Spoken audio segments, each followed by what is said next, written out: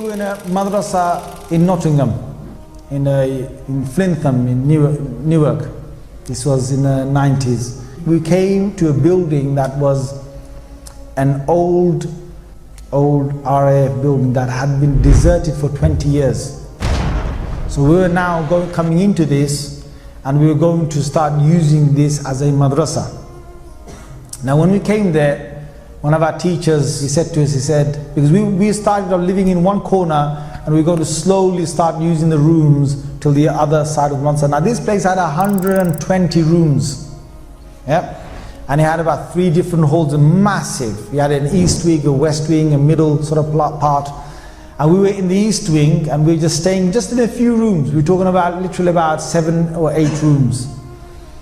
And teachers said, they said, don't go to the west side, to the west side of the building. I'm telling you, you know, as young people, you dare yourselves, right? Yeah. So he said, come on, let's dare to go over there, right? So we were young, and we went into the west side in broad daylight, 12 o'clock. I'm telling you, spooky at 12 o'clock. Forget 12 in the night. We're walking, and we were holding our arms, and we were walking together, about a good 7 or 8 of us. As we were walking, we can hear doors banging, bang, bang, creaking, things opening. You know, we just run. We were saying, you know, our kalimas loudly, shahadas loudly, what about that loudly, Allahu la ilaha illa huwa al-hayyul qayyum, basically we're running, yeah? Now, you can imagine this place was really spooked up. And the teachers warned us, you know, don't go over there. Now what happened is one of these, there's this young kid, I'm not going to give you his name, he's probably grown up now, he's probably got kids now, right? So I don't want to embarrass him when some of you might confront him. But he was from up north, and he was a kid, about 13 years old, I'd say, from Bangladesh. He didn't know a word of English. Forget anything else, right? He just knew Bengali. And he was the most quietest kid you can imagine. Just quiet, just sticks to himself, and that's it. And he's trying to become a hafiz of the Quran, and he only has done 1 juz. So one day what happens is that he sort of strays off, I don't know, he goes over to the other side, and he comes back.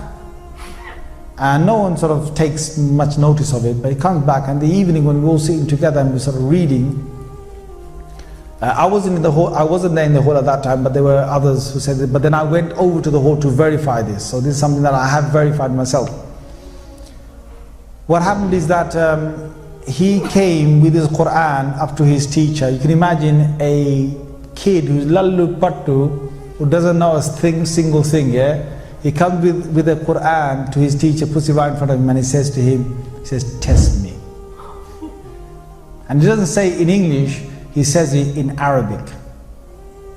Now his kid suddenly knows Arabic, right? So he says, test me. And his teacher looks at him and he thinks, is he having a laugh? You know, those days, you know, the beats were a common thing, right? Thinking, shall I just make spaghetti out of him, you know, like, yeah? So this kid tests him, says, no, says, test me, any way you want, yeah? So the teacher says, okay, the Quran's closed. He said, okay, read from the 15th juz. سبحان الذي أسرى بعبده ليلا من المسجد الحرام إلى المسجد الأقصى الذي باركنا حوله. And the teacher looks at him and thinks, what is happening to this kid? So the teacher then tests him from another place, and this kid now knows the Quran, and the kid challenges the teacher in speaking Arabic. And this kid has got really good Arabic all of a sudden, right?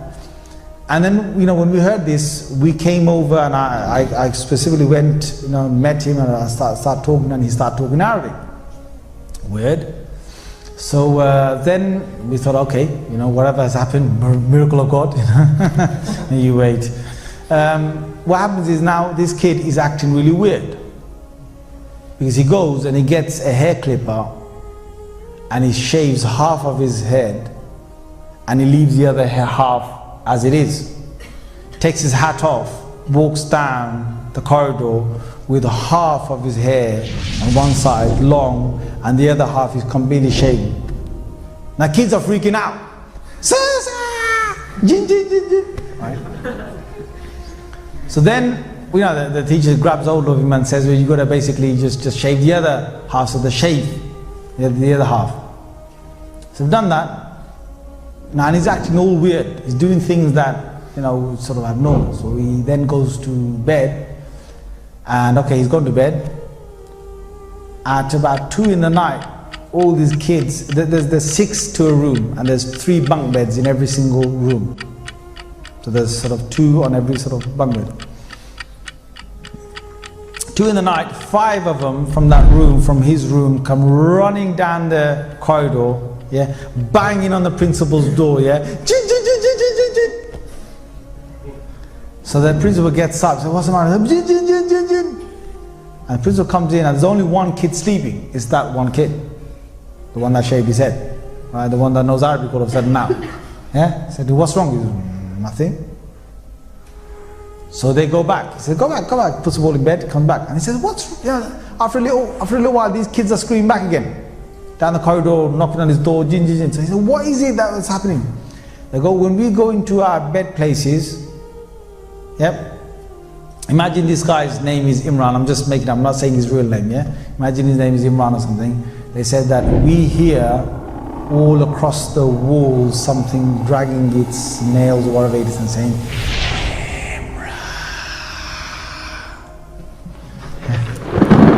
so basically they just obviously leapt out of their beds, yeah? Came straight to the principal. Now this went on all night. Yeah? Him taking them to their beds, then basically coming back. So then the morning came, and the main sort of teacher, Muhammad Fadl Rahim Sahib, he called him over, and I was there serving breakfast. Now what's common is in exorcism is that you would recite something, and when you recite it, you're able to, when you recite something, some part of the Quran, then the jinn gets affected because they can't stand the Quran, and then they will actually leave, or they will beg to leave. In this case, this jinn was a believing jinn, and this jinn was a hafiz of the Quran, and this jinn knew Arabic. So when the teacher was reciting something trying to recite something to blow on it, the jinn inside this human being was reciting the adverse ayah to break the effect of that. It was not any common jinn that was in here, and I'm sitting there watching this.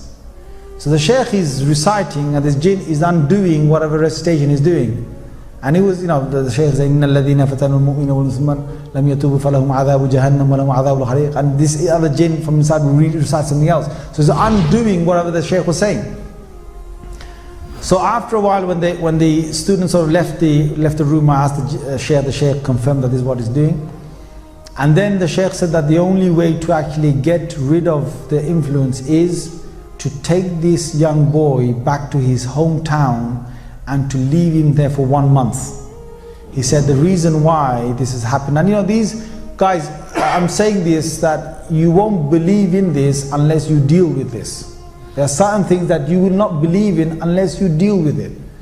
So if you've got unbelief in anything I'm saying to you that I'm making Allah witness, whatever I saw, I'm just telling you, you just need to start witnessing some of this yourself, and you start believing in it.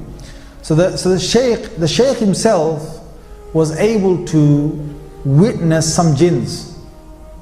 And he witnessed a whole group and a family of jinns that had traveled from outside and stayed in that west wing for a month. And he had this feeling that they were there only for 1 month. So he said, if this young boy goes to his hometown, then whatever jinn is, he said there's a young jinn inside him who's a hafiz of the Quran. And if he stays in his hometown, the boy stays in his hometown, then the jinn will automatically leave because his family are leaving this west wing after a month. So we took him home, and as we were taking him, my God, I was sitting next to him on his left hand side in a car. He was right in the middle. He wanted to, he was going to open the door when we were going 70 miles an hour. He reached to open the back door, the car door. And the teacher stopped him, and the teacher gave him a good shouting. And then he basically stayed there until we got to the place. We left him in his home for 1 month. After 1 month he came back, and he was the same docile kid you knew. Looked down while he walked, never knew a word of English or Arabic, and only knew 1 juz of the Quran. قل أوحي إلي أنه استمع نفر من الجن فقالوا إنا سمعنا قرآنا قرآنا عجبا يهدي إلى الرشد فآمنا به ولن نشرك بربنا أحدا.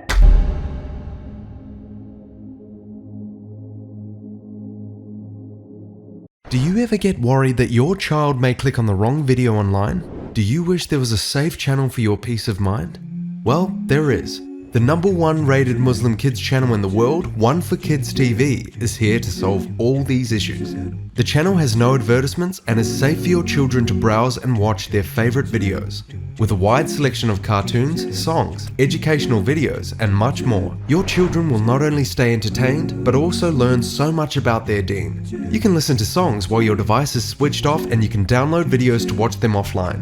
One for Kids TV is 100% run and owned by Muslims, which means the small amount you pay for your subscription is a continuous charity for you, as all the funds raised go towards the production of new cartoons and educational films for your children. The One for Kids TV app is now available on Apple devices, Apple TV, Android devices, Android TV, Amazon Fire TV, and Roku, so you can watch on most devices and smart TVs. Download now for a free 14-day trial.